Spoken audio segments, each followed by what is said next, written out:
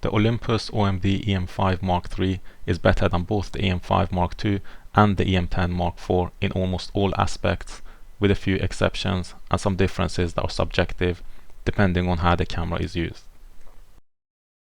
The E-M5 Mark III has a plastic body and so does the E-M10 Mark IV, but the E-M5 Mark II has a magnesium alloy body. In terms of weight, the E-M5 Mark III is lighter than the E-M5 Mark II because of its plastic body and smaller battery, but it is slightly heavier than the E-M10 Mark IV. There are two main reasons why the E-M5 Mark III is lighter than its predecessor, the E-M5 Mark II. The first one being that the body is made out of plastic, and the second one being that the battery on the E-M5 Mark III is substantially smaller and lighter than the battery on the E-M5 Mark II. So this battery is the same battery which is used on the E-M10 Mark IV. In terms of size, the E-M5 Mark III is bigger than both the E-M5 Mark II and the E-M10 Mark IV. So if you look from the side, you can see that it's marginal, the difference, but if you pay attention, you can see the difference. And also, in terms of width and height, it's a fraction larger than the E-M10 Mark IV and its predecessor as well, the E-M5 Mark II. The E-M5 Mark III has a ridge on the back which is slightly less curved than the ridge on the E-M10 Mark IV, so it's slightly easier to hold the E-M10 Mark IV despite its smaller size. On the E-M5 Mark III, the front grip of the camera doesn't have a dip where your finger would slide in, whereas on the E-M10 Mark IV there's a dip on the front grip of the camera which makes it slightly easier to hold the camera.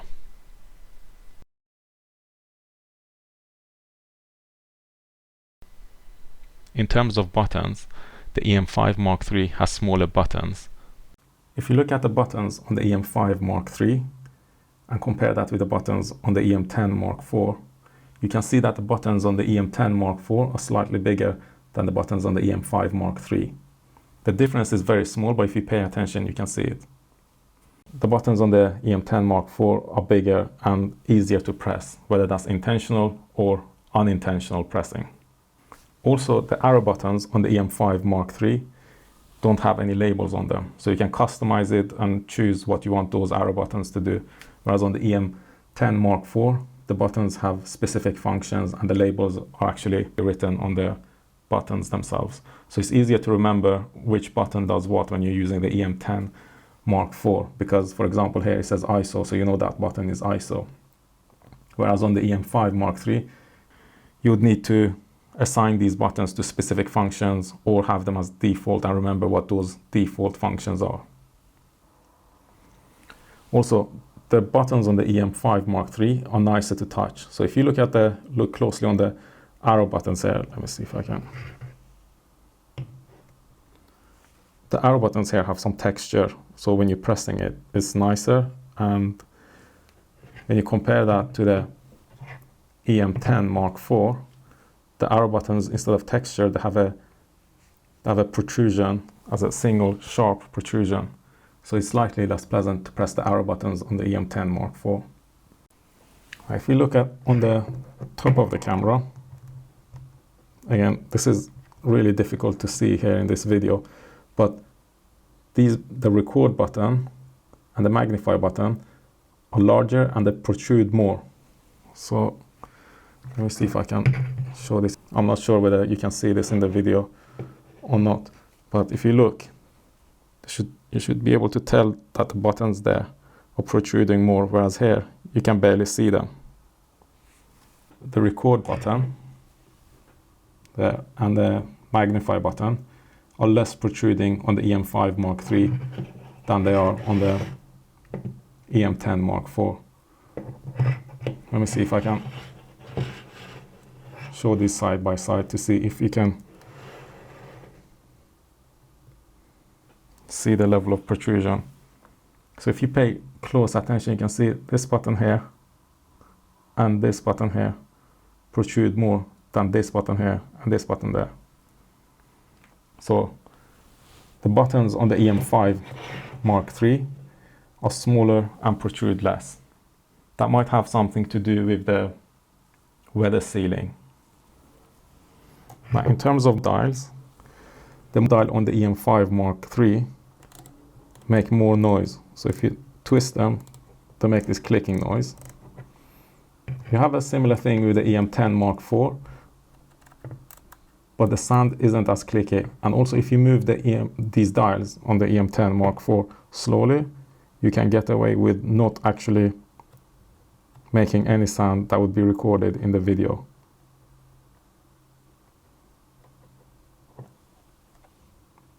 So that's something to keep in mind. If you're recording video and you're using the E-M10 Mark IV, you can twist these really slowly and the sound won't be captured. But you can't do that with the E-M5 Mark III. Now the alternative to that is to also use the touch screen when you want to record video so that you don't have this problem at all. And you can do that on both the cameras. I don't have a lens on either of the cameras, but I wanted to show this button which you can use to switch between the LCD screen and the electronic viewfinder. So the button on the E-M5 Mark III is here on top of the on-off lever. So if I press this, the LCD screen will go off and the electronic viewfinder will come on. If I press it again, the electronic viewfinder will go off and the LCD screen will come on. Okay, now let's compare that to the E-M10 Mark IV. So the E-M10 Mark IV doesn't have a button here. Instead, it has a button right next to the electronic viewfinder itself. So there, if you can see the button there. So if I press this button, the LCD screen will go off and the electronic viewfinder will be on. So you can see some light there from the electronic viewfinder. And if I press it again, the electronic viewfinder will go off and the LCD screen will come on. So I think the button on the E-M10 Mark IV is more intuitive than the button on the E-M5 Mark III, because it's right next to the electronic viewfinder, so it's easy to remember where it is and it doesn't get in the way. In terms of the LCD screen, the E-M5 Mark III has a flip screen that flips to the left, whereas the E-M10 Mark IV has a tilt screen that remains on axis with the camera. On the E-M5 Mark III, after flipping the screen to the side, you can rotate it to face the front of the camera or downwards. On the E-M10 Mark IV, you can also flip downwards all the way to face the front of the camera, or tilt it upwards if you want to have the camera at waist level and look at the screen. On the E-M10 Mark IV, when you have the camera at waist height and are looking at the LCD, the tilt only goes up to 80 degrees, whereas on the E-M5 Mark III there is more flexibility in that it can rotate 180 degrees to face the front of the camera or 90 degrees in the other direction. An interesting fact is that the E-M10 Mark III could tilt upwards by 85 degrees, which is more than the E-M10 Mark IV. So this is a step backwards for the E-M10 Mark IV. Since the E-M5 Mark III has a flip screen and the E-M10 Mark IV has a tilt screen, I think it's worth mentioning some of the differences between these two types of screens. So when using a flip screen in selfie mode, the eyes of the subject will point to the right, whereas on a tilt screen, such as the E-M10 Mark IV, the eyes of the subjects are centered in the frame, since the screen and the lens are on axis. When using a flip screen, the flip screen itself typically gets in the way of the cables and the ports, whereas with a tilt screen, the screen doesn't get in the way of any wires or any ports. Also, if you're using the camera on a gimbal, a flip screen can get in the way of the rotation of the gimbal, whereas with a tilt screen, you won't have this problem. With a flip screen, it's more difficult to hold the camera with two hands when the screen is open and angled upwards. So you either have to put your hand underneath the screen itself or underneath the camera, so that's a little bit awkward. Whereas with a tilt screen, you can hold the camera with both hands and you can even use your thumbs on the screen to change settings while you're recording a video. Now on the E-M5 Mark III, If you wanted to do the same thing, it would be quite difficult because your left hand needs to sit here underneath the camera to hold it stable. So if you wanted to change something on the screen, you couldn't use your right hand unless you twist the LCD screen and put it here. In which case it's fine, but then you won't be able to tilt it upwards. So if you're shooting from waist height, then you won't be able to see the screen easily. With a flip screen, it's slightly more difficult to point the lens at the subject, since the screen is not always on axis with the camera lens. Whereas with a tilt screen, such as the one on the E-M10 IV, pointing the LCD screen or the camera or the lens towards the subject has the same effect, since all of them are aligned and on axis with each other. With a flip screen, if you're holding the camera in your hands while recording video, it's more difficult to change settings without introducing camera shake, since one hand is located underneath the camera. So you have to remove that hand and move it towards the button that you want to press. Whereas with a tilt screen, such as the one on the E-M10 IV, you can hold the camera with both hands and then use your thumbs to change settings, whether that's on the touch screen or using the buttons and dials on the camera. The advantage of having a flip screen is that it's easy to mount on a tripod to record yourself.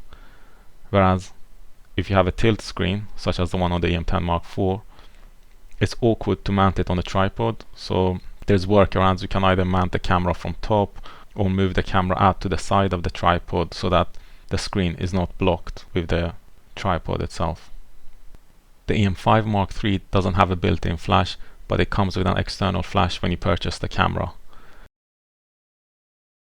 Whereas the E-M10 IV has a built-in flash.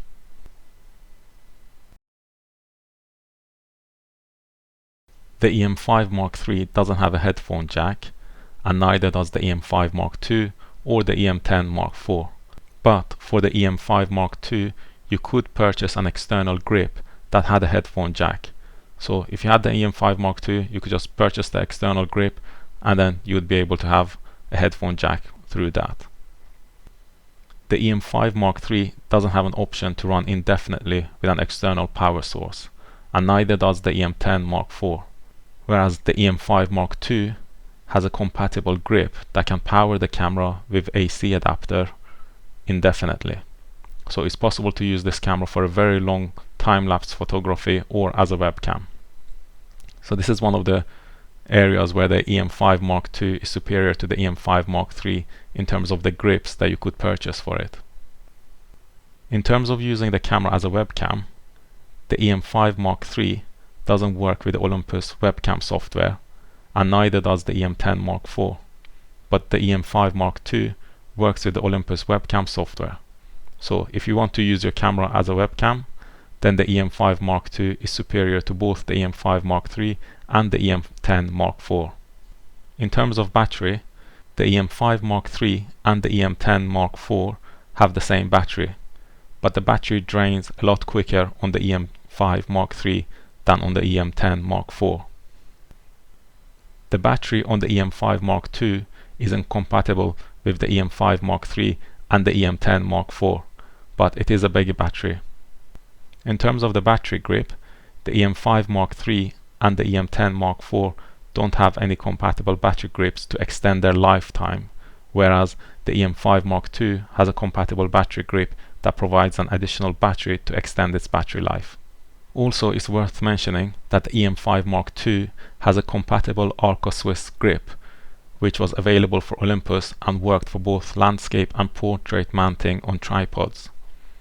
Such a grip isn't provided by Olympus for the E-M5 III or the E-M10 IV, although third-party options are available. In terms of the battery charger, the E-M5 III comes with an external battery charger, whereas the E-M10 IV comes with a USB adapter. If you want to take panorama shots on the E-M5 III, you need Olympus workspace to join the pictures to create a panorama on the computer as part of post-processing, whereas the E-M10 IV allows you to create panorama pictures on the camera itself. The E-M5 III has movie effects as well as art filters, whereas the E-M10 IV only has art filters. An interesting fact is that previous versions of the E-M10 camera did have movie effects. In terms of the functionality of the touchscreen, the E-M10 Mark IV is superior to the E-M5 Mark III. For example, on the E-M5 Mark III, in scene mode, it's not possible to select the scene with the touchscreen or return to the list of scene options using the touchscreen. So the physical arrow buttons and OK button have to be used. Also, on the E-M5 Mark III, you cannot start or stop a video playback with the touchscreen or adjust the volume using the touchscreen. Whereas on the E-M10 Mark IV, the touchscreen can be used to navigate in scene mode, as well as using it for movie playback, start and stop, or for adjusting the sound level when playing a movie.